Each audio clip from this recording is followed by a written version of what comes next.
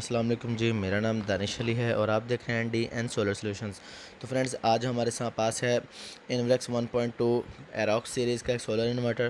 اس کا مسئلہ یہ ہے کہ اس میں F02 کا فالٹ آ رہا ہے۔ جیسا کہ آپ کو پتہ ہے کہ F02 کا فالٹ انورٹر کے ان پٹ ہیٹ ہونے کی وجہ سے آتا ہے، تو اس کی آج ہم سروسنگ کریں گے۔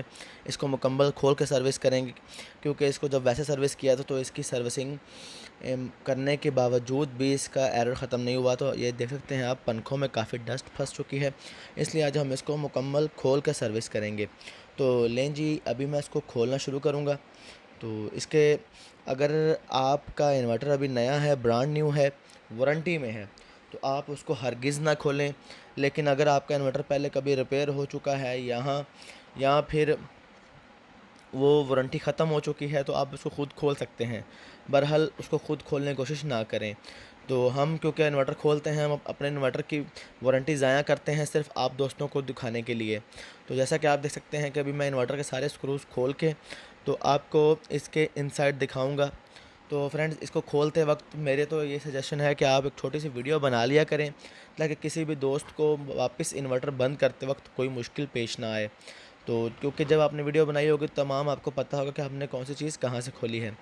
تو جیسا کہ آپ دیکھ سکتے ہیں کہ ہمارے بس ایک دو اسکرو رہ گئے ہیں، تو انشاءاللہ تو یہ دیکھیں جی، ہمارا انورٹر کھل گیا ہے۔ تو یہ اس کا ہے ڈسپلے کا جیک۔ اس جیک کو بڑے احتیاط سے کھول لینا ہے۔ تو یہ دیکھیں جی، جیک کھول کے میں نے اس کا ڈسپلے سائڈ پر رکھ دینا ہے۔ ابھی ہم دیکھ سکتے ہیں آپ کہ انورٹر کے اندر کتنی زیادہ ڈسٹ ہے۔ اس کا M P P T section, اس کا کیپیسٹر، اس کا آؤٹ پٹ، اس کا بوسٹر، اس کے تمام سیکشنز کے اوپر ڈسٹ ہی ڈسٹ ہے۔ تو ظاہر سی بات ہے، انورٹر کو جب پراپر ہوا نہیں ملے گی تو وہ ہیٹ اپ ہو کر اوور ٹمپریچر کا ایرر دینا شروع کر دے گا۔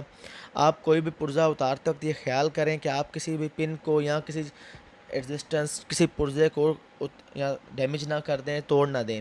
جیسا کہ آپ دیکھ سکتے ہیں کہ یہ میں ابھی اس کے انڈکٹرز اتار رہا ہوں۔ تو ان کے تمام اسکرو وغیرہ ہر چیز سنبھال کے رکھنی چاہیے ہمیں۔ اس کے اندر یہ ایک اسکرو لگا ہوا ہے جس کو پلاس سے کھولنا تھا، تو میں نے اس کو نوز پلاس یوز کیا ہے۔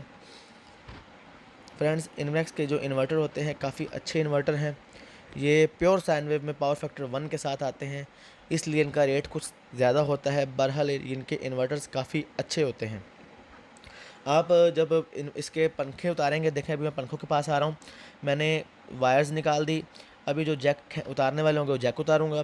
جب آپ پنکھوں کے جیک اتاریں گے تو آپ دیکھیں گے کہ ایک پنکھے کا جیک چھوٹا ہے، ایک کا بڑا ہے۔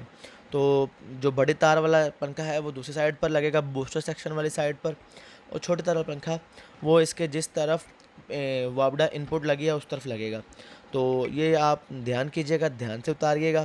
تو اس میں کافی بورڈ کے اوپر کافی اسکرو لگے ہوئے ہیں۔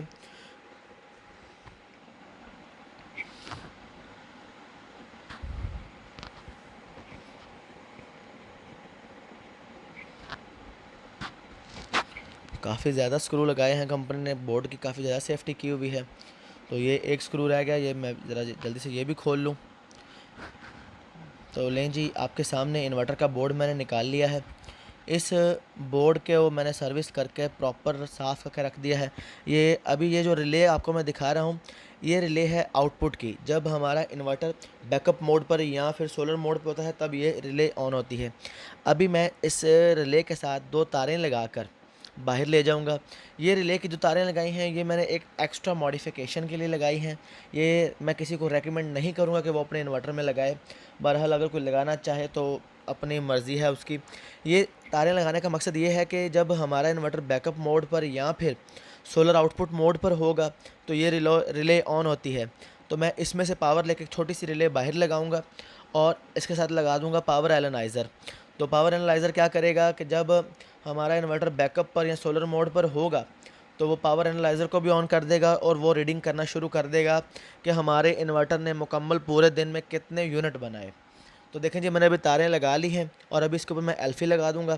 تو ایلفی لگانے کے بعد ابھی ہم اس کو دوبارہ سے واپس فٹ کر دیں گے، لیکن انشاءاللہ نیکسٹ ویڈیو میں آپ کو ہم بتائیں گے کہ اس تاروں کے ساتھ جو میں نے ایکسٹرا وائر لگائی ہے اس کا فنکشن اس کو پورا کیسے کرنا ہے۔ تو لیں جی، ابھی میں آپ کو اس کی باڈی دکھاتا ہوں۔ اس کی باڈی یہ دیکھیں، اس کے پنکھے کھولوں گا اور آپ کو اس کے اندر ڈسٹ دکھاؤں گا۔ क्योंकि मैंने जब इसकी सर्विसिंग की तो मैंने पंखे नहीं खोले थे अभी। तो अभी आप देख सकते हैं कि मैं सारे पंखे खोल रहा हूँ।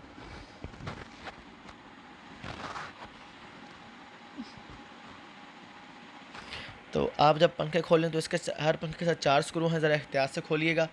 ये आप देख सकते हैं काफ़ी ज़्यादा डस्ट निकल रही है। अभी दूसरा फ़ैन भी खोल लेंगे इसका। अगर इसका फ़ैन ख़राब हो जाए तो इसका फ़ैन की कीमत 200-250 रुपया है, किसी भी शॉप से इजीली मिल जाता है ये। आप ख़ुद भी घर पर रिप्लेस कर सकते हैं। इंशाल्लाह नेक्स्ट वीडियो हम इसके तमाम एरर्स के ऊपर बनाएंगे।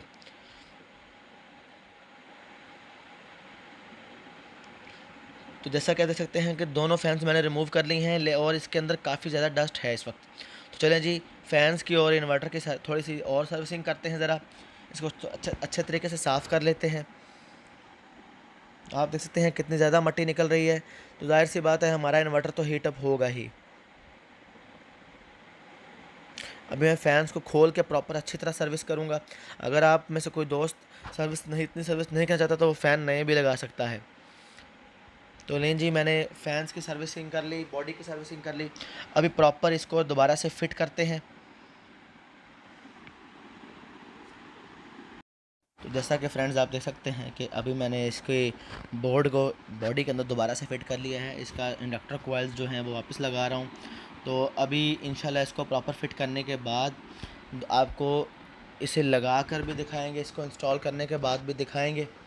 तो इसका जो रिज़ल्ट आया है, इसके जो एरर ख़त्म हो गए, तो ये आप देख सकते हैं कि इसके कुछ स्क्रूज़ हैं। ये जब भी आप इसको वापस फ़िट करें तो काफ़ी ख्याल करें, इसके तमाम स्क्रू एहतियात से लगाएं।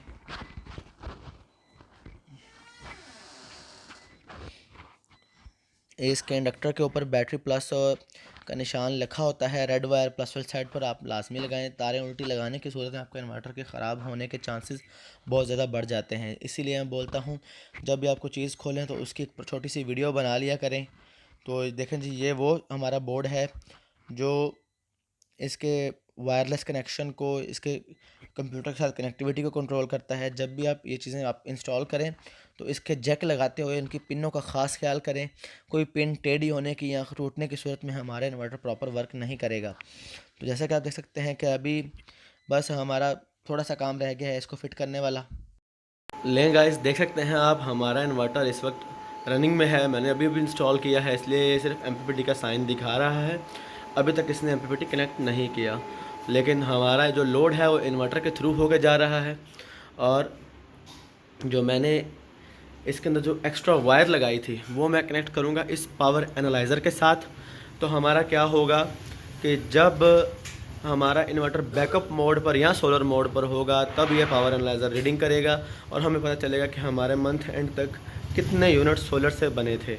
तो लें फ्रेंड्स, आप देख सकते हैं कि हमारा इन्वर्टर पे इस वक्त किसी किस्म का कोई एरर नहीं है। MPPT से लेके बैटरी को चार्ज कर रहा है। कुछ देर बाद इंशाल्लाह जब बैटरी चार्ज हो जाएगी तो ये कनेक्ट कर लेगा, वापडा ऑफ़ करके सोलर से घर को दे देगा। मैं आपको वापडा ऑफ करके दिखाता हूँ। ये देखें, ये मेन ब्रेकर है वापडा का, ये मैंने बंद कर दिया। ये देखें, ये इस वक्त सोलर रनिंग में आ गया, लेकिन मैं ब्रेकर्स फ़िलहाल ऑन कर दूंगा ताकि हमारा जो इन्वर्टर है वो चार्ज हो जाए। और अभी आपको मैं इसके साथ इसकी DP भी दिखाता हूँ कि ये आप देख सकते हैं, ये हम इसका DB लगाई है, ये हमने चेंज ओवर लगा दिया, ये हमने लगाया है वोल्टेज एंड एम्पेयर प्रोटेक्टर। तो फ्रेंड्स, ये मतलब ये वोल्टेज एंड एम्पेयर प्रोटेक्टर तो बिल्कुल लाजिम है सोलर इन्वर्टर के साथ। अब आप देख सकते हैं कि इसने वापडा को कनेक्ट नहीं किया घर के साथ, मतलब कि ये सोलर से लेकर पावर घर को देना शुरू कर दी है। तो आज की वीडियो में इतना ही फ्रेंड्स, इंशाल्लाह मिलेंगे नेक्स्ट वीडियो में। तब तक के लिए अल्लाह हाफिज़ और हमारे चैनल को सब्सक्राइब करें, लाइक करें।